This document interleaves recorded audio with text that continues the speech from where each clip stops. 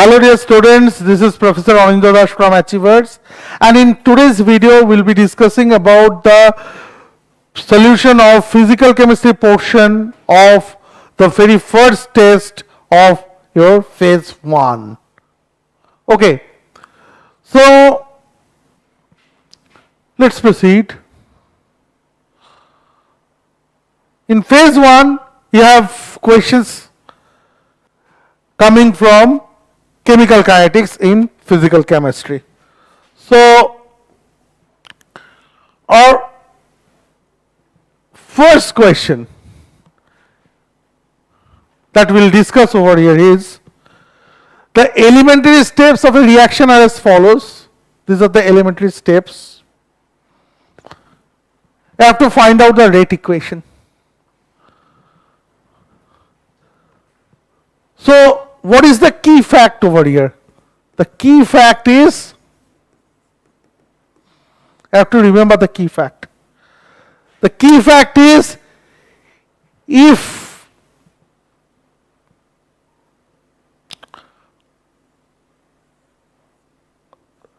this equilibrium is fast and it is followed by a rate determining step, then what is going to happen? A first equilibrium followed by rate determining step, then what is going to happen? Rate determining step is slow. That means conversion of C into D is very slow. That means the second step or the rate determining step is not going to affect the first equilibrium step. The equilibrium step is very fast and it is followed by a very slow step or the rate determining step. That means the equilibrium will not be hampered. So if an equilibrium step is followed by RDS, then the equilibrium of the previous step will hold good. So this is the key fact. This is the key fact. According to rate determining step approximation, if any equilibrium step is followed by the RDS, then the equilibrium of the previous step will always be established. So this is the key fact. If you know this key fact, then you can crack the answer very easily. So just you need to know this key fact. That's what is required over here. Now it's very simple, you see. If the equilibrium is established, then from this chemical equation, one can write the equilibrium constant K1 by K inverse 1. You consider the rate constant of the forward reaction to be K1 and that of the backward reaction to be K inverse 1 and that for the RDS to be K2. So equilibrium constant is nothing but rate constant of the forward reaction divided by rate constant of the backward reaction, that is K1 by K inverse 1. And it is equal to C square divided by concentration of C square divided by concentration of A multiplied by concentration of B. So the concentration of C becomes square root of K1 by K inverse 1 multiplied by concentration of AB whole to the power half. Now, what is the rate of the final what is the rate of a multi-step reaction? Another key fact is there. What is the rate of a multi-step reaction?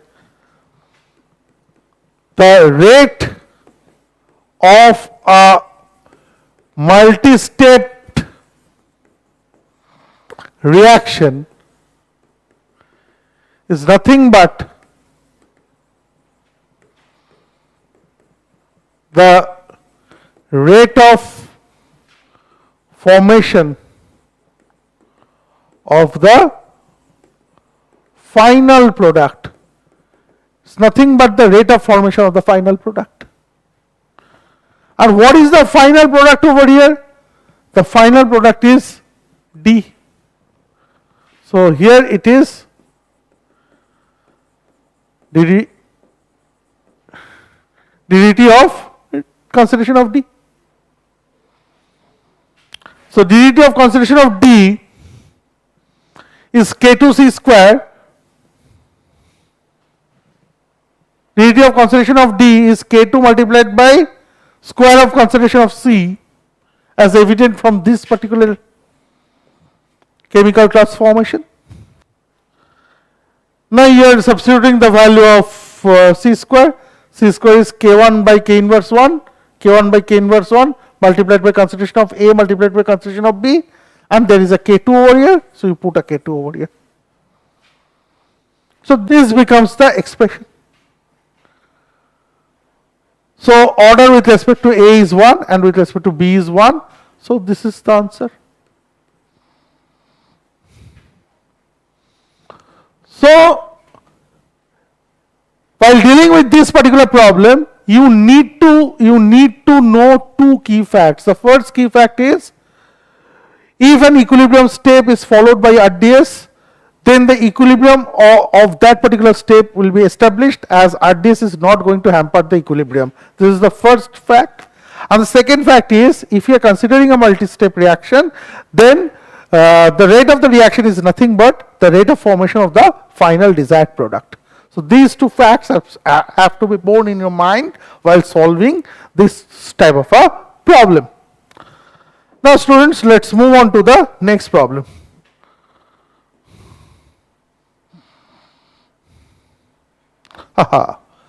This is a problem from collision theory. You see, you are given two reactions, X plus Y giving Z and M plus N giving P. You have to find out the value of the square of the ratio of the two Arrhenius factors or pre-exponential coefficients or frequency factors. So the frequency factor of this particular reaction is A2 and the frequency factor of this particular reaction is A1. So I have to find out the square of ratio of A2 and A1. That means you have to find out A2 by A1 whole square. That's what is needed to be determined over here. And they have asked that CT or collision theory is applied. So here you need to revise a few basics of collision theory, and after revising few basics of collision theory, we'll straight away move into the solution. So let's check out.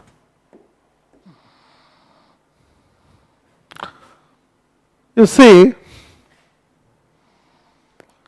according to collision theory,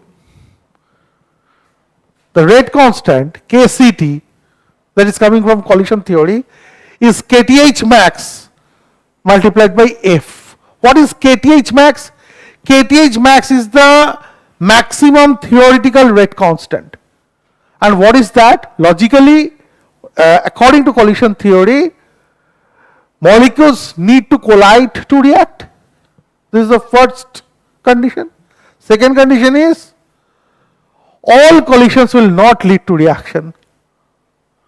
The third one is, only those collisions where the kinetic energy between two colliding spheres crosses a certain threshold value will lead to reaction. Okay. So just collision between two molecules won't lead to product. There must be validity of a particular condition. What is that? What condition has to be validated over here? During collision, the energy evolved between the two colliding spheres should exceed a certain threshold value, so that the reactant can be converted into product. Now kth max is coming out of the fact that if all collisions lead to reaction, If we hypothetically consider that all collisions lead to reaction, then the corresponding rate constant will be kth max. If all collisions lead to reaction, that is the idealistic situation. That is the trivial situation. If all collisions lead to reaction, that cannot be so, because they have to validate a particular condition. You have a certain threshold energy barrier. So after collision, the energy between the two colliding spheres should exceed a certain threshold value. Okay. The energy should exceed a certain threshold value. Now, if we consider all collisions to be active for reaction, then we are considering the threshold energy barrier to be of zero height. If the threshold energy barrier is of zero height, then it doesn't matter. All collisions will lead to reaction. So hypothetically, if we consider all collisions are leading to reaction, then the corresponding rate constant is kth max, and that is highest, because no rate constant can exceed kth max. Because for a reaction, collision is absolutely necessary. Without collision, there is no reaction. And all collisions leading to reaction, that means that is the maximum possible theoretical value of the rate constant, and that is kth max. So actual kct should be kth max multiplied by a fraction. This fraction is basically the number of molecules crossing the threshold energy barrier, and kth max, by applying collision theory, it's like this: pi sigma square multiplied by Avogadro number multiplied by root over of 8 kBt by pi mu. Here mu is the reduced mass, and F is e to the power minus ECT by RT. That can be calculated, that can be deduced, but here we are not interested in deduction. We need to understand and remember the forms and apply it.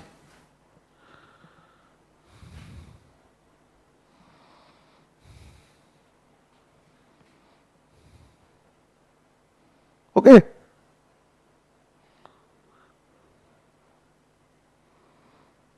Just check.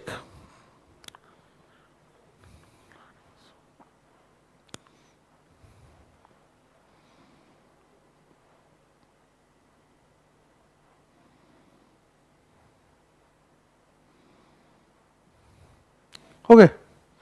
So this is the maximum theoretical rate constant that is arising out of the hypothetical fact. If we consider all collisions leading to reaction, that means we are considering the threshold energy barrier to be of zero height. That means there is no threshold energy barrier. If that is so, then definitely all collisions will lead to reaction, and that will lead to maximum rate constant, and that is kth max.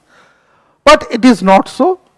For every reaction, there is a threshold energy barrier. For every reaction, there is a threshold energy barrier. Okay. So all collisions do not lead to reaction. Only those collisions where the energy at the line joining the centers of two colliding spheres exceed a certain threshold value.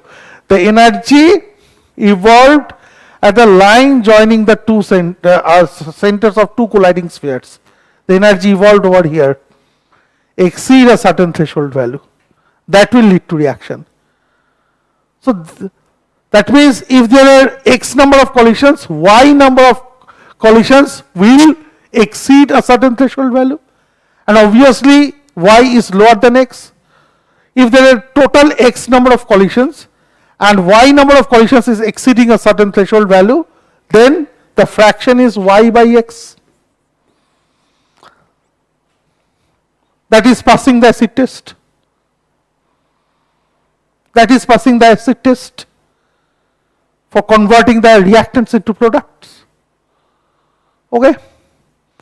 So this fraction is given by e to the power minus ECT by RT. These things can be calculated by applying binary collision theory and fundamental Maxwellian equation of energy. So you can all deduce these equations. You have actually learned these expressions in your undergraduate level. So these things are already known to all of you. I am not going into the deductions of these things. Rather, we'll be knowing the forms and we'll try to apply these forms in your exam. So these are the two fundamental forms. So now you need to multiply kth max with f. So you need to multiply kth max with f and you'll get the result. Again, there is a form ECT equal to EM minus RT by 2. Actually, the threshold energy is not equal to the activation energy. There is a difference. The threshold energy is not equal to the actual energy. There is a difference. ECT is basically EM minus RT by 2.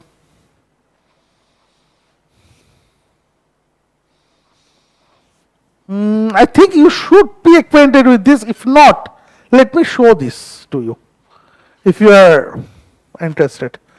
So let's start with this expression kct equal to kth max multiplied by f, maximum multiplied by the fraction. Maximum is pi sigma square Avogadro number multiplied by root over of 8 kBt by pi mu. This is the maximum theoretical rate constant multiplied by e to the power minus ECT by RT.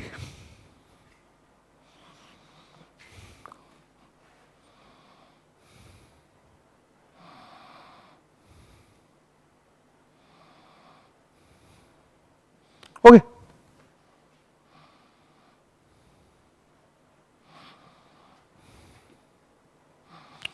Now if you take log of both sides, see some constant is there, pi sigma square Avogadro number root over of 8 kb by pi mu. Let us consider t to be a variable. So this is inserted in a bracket. This is a constant. This is a constant factor plus half ln t minus ECT by RT. If you differentiate this term with respect to t, this factor is independent of temperature. So if you differentiate with respect to t, it becomes 0. So this is 0. This is 1 by 2t plus ECT by 2t square. So it becomes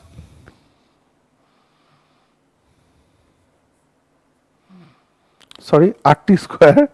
So it becomes, the denominator becomes RT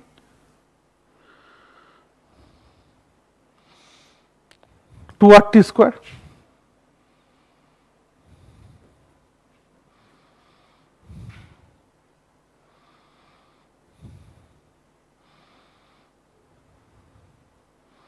Okay, let's not do that. Let's keep it this way. So this is dln kct dt 1 by 2t plus ECT by RT square. And what is dln k experimental dt? That is known to all of us. This is EA by RT square.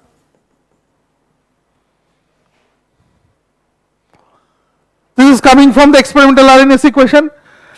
Now under this condition, if kct and k experimental are same, if collision theory is valid, then kct and k experimental are same.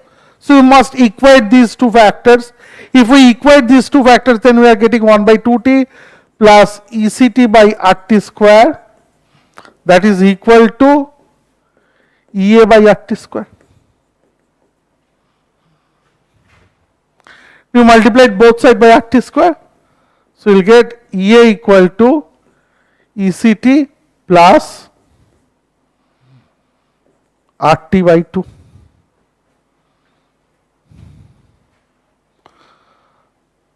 This is the equation we are getting. EA equal to ECT plus RT by 2. That means ECT equal to EA minus RT by 2. Okay. That's what is done. It's very simple. So, if we put here EA minus RT by 2, then what is going to happen? F equal to e to the power minus EA minus RT by 2 divided by RT. That makes it e to the power minus EA by RT multiplied by e to the power half, that is root E.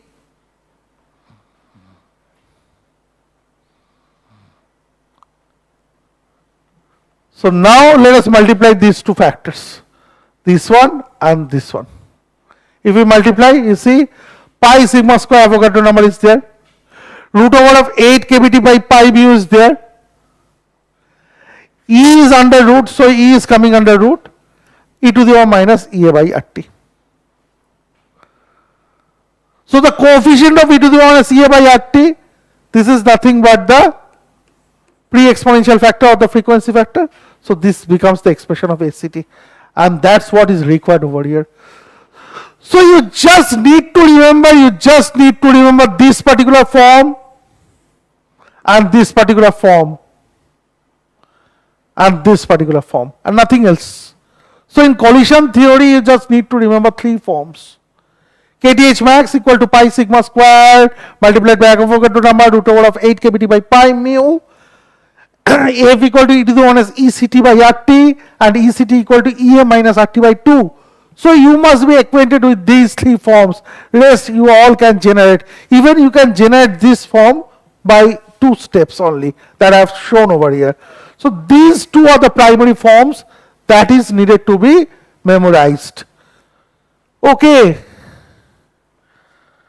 Now you have arrived at the form ACT, and if you remember, in this particular problem, you need to calculate A2 by A1 whole square. So for that particular purpose, you need to know the relation of ACT. So ACT is given by pi sigma square Avogadro number multiplied by square root of 8 kBte by pi mu. So this is the expression. So from here one can write, A is proportional to sigma square by square root of mu if T is constant. At constant temperature, if T is constant, at constant temperature for two different cases, A is proportional to sigma square by square root of mu. And if there were two species, A and B,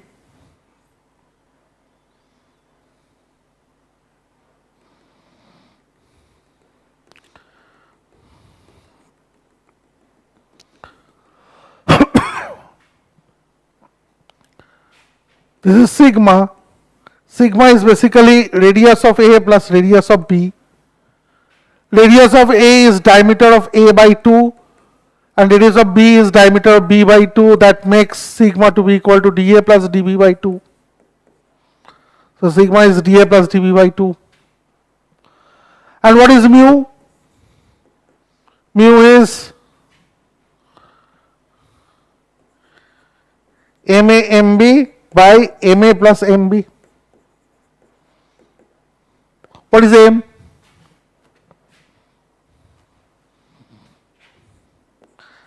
MA by Avogadro number into MB by Avogadro number, MA by Avogadro number plus MB by Avogadro number. So one Avogadro number term will survive. So it becomes MA MB by MA plus MB into 1 by Avogadro number in general. So this is mu.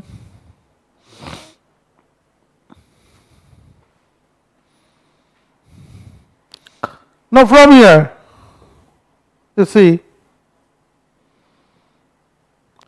a2 square by a1 square from this equation, a2 square by a1 square is sigma 2 by sigma 1 whole square to the power 2, that means sigma 2 by sigma 1 whole to the power 4, and root over of mu 1 by mu 2 whole square, because root mu is at the denominator, so it becomes mu 1 by mu 2.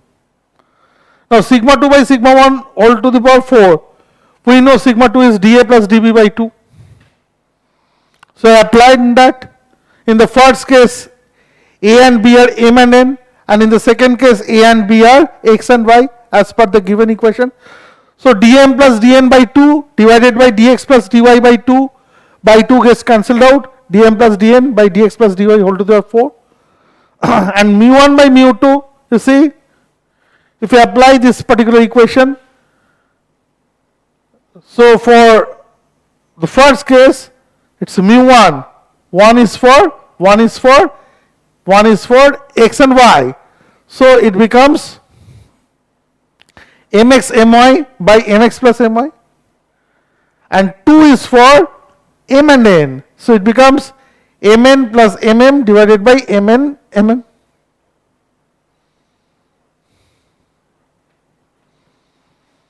Now you substitute the values. All the values are given, you substitute the values to get the result. Okay, as simple as that. As simple as that. So I think all of you have understood.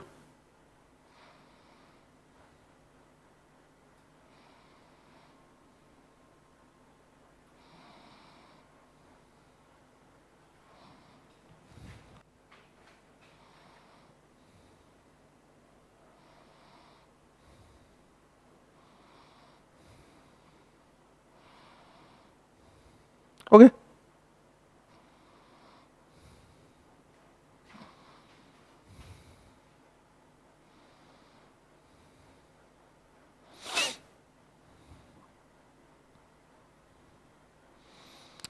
Now the final question that we will be doing today is the rate constant for a reaction. This is the reaction.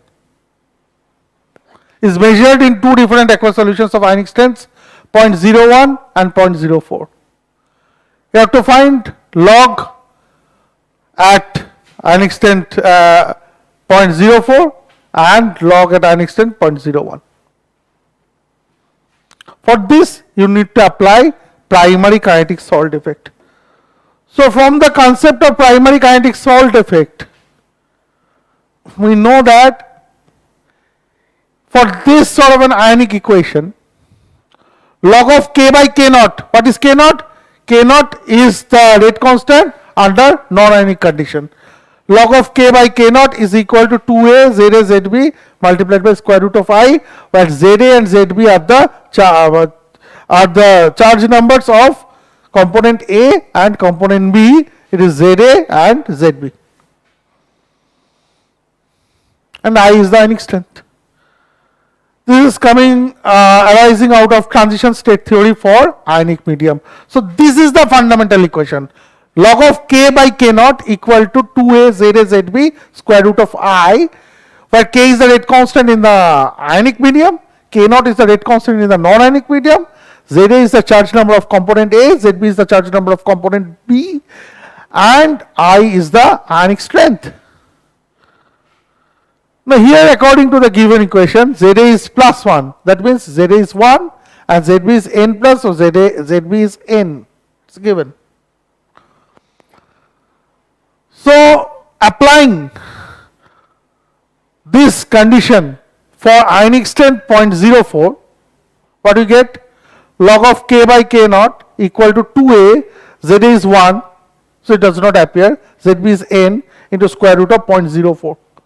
Square root of 0.04 is 0.2, 0.2 multiplied by 2 is 0.4, so it becomes 0.4 AN. And log of K 0.01 by K naught is, just you replace 0.04 by 0.01, Rest everything remains the same. Square root of 0.01 is 0.1, 0.1 multiplied by 2 is 0.2, so it becomes 0.2 by n. Now if you subtract these two equations, then what you are getting, log of k 0.04 divided by k 0.01, k not cancels out, equal to 0.2 an, and that is given to be equal to 0.3. You see, this is given to be equal to 0.3.